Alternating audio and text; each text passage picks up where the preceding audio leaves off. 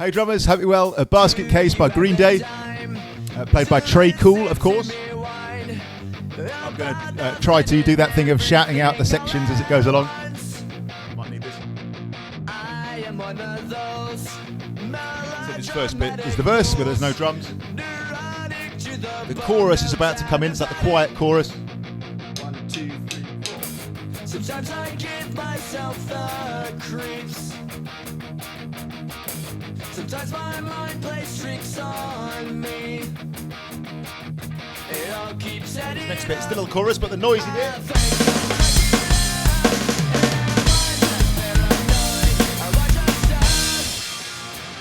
Okay, drum fill into the verse.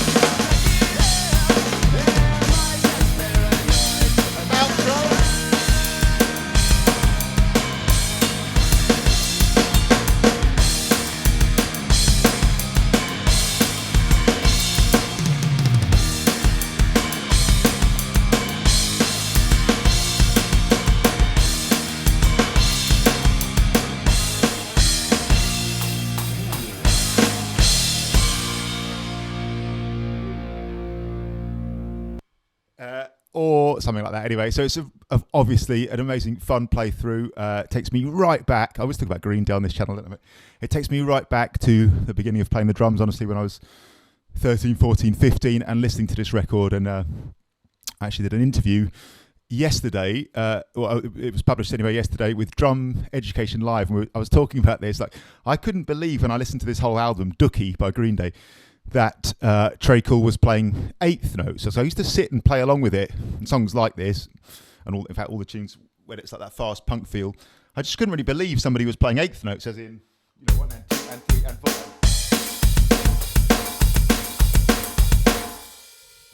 I mean, obviously he is, it turns out, but I couldn't believe it. I just thought, of course, any human being could only play. I was talking about how cool it is to live in the age that we do now, where you can sort of look stuff up, see somebody playing it, and it is the eighth note thing, and obviously he's just going at it. It's high energy.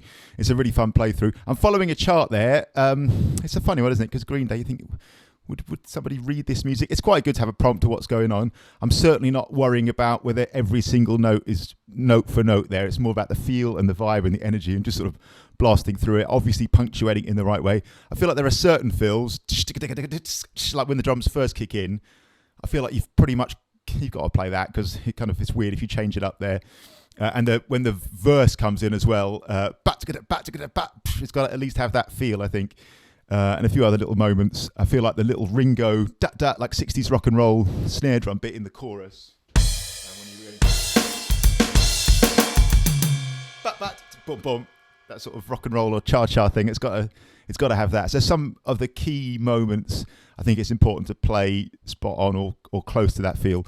But otherwise, just have some fun with it. People always ask me what grade level these are at. It's really hard to say on this one because it's quite fast. Welcome to Paradise, or at least the version of it, was in Trinity Rock and Pop Grade 7.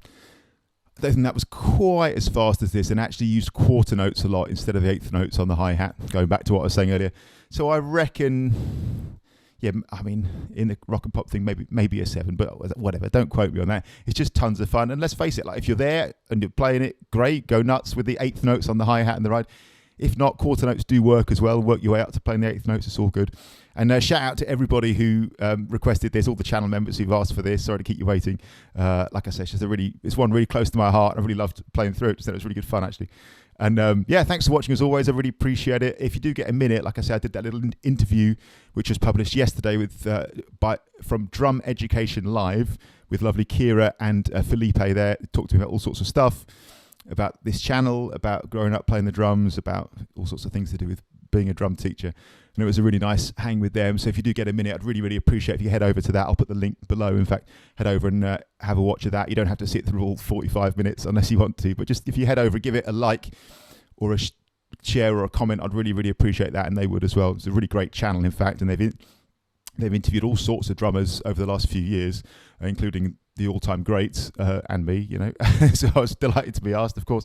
So please, if you get a minute, I'd really, really appreciate it. Thanks for watching as always. Really appreciate it. Please like, share, and subscribe. Thanks as ever to all the amazing channel members of this channel and of all the people who support this channel by buying me a coffee at my Buy Me a Coffee support page. If you found these videos helpful, useful, feel positive about them, and you're in a position to, please consider supporting this channel via that page. I'll link to that above or below, depending where you're watching this. By either buying me a coffee or becoming a channel member, where you get to suggest future videos for the channel. You get, if you want one, a customized practice plan updated for you as you progress, complimentary Zoom session, and then access to future Zoom or face-to-face sessions, and a whole lot of other things, breakdowns of the drum covers that I put up, notation and practice along for the tutorial videos, cheat sheets. In fact, what I'll do just now is I'll write out a little cheat sheet for this song, which is one sheet of A4 with enough information to just sort of get through it without it being a note for note score, you know, and a whole lot of other things as well. So if you're in a position to and would like to support this channel, please consider doing that via the links above or below. Thanks a million, and I love you, Trey Cole. Thanks for being such an important part of my drum education growing up, and please do check out that interview if you get a minute. Thanks a million. Cheers.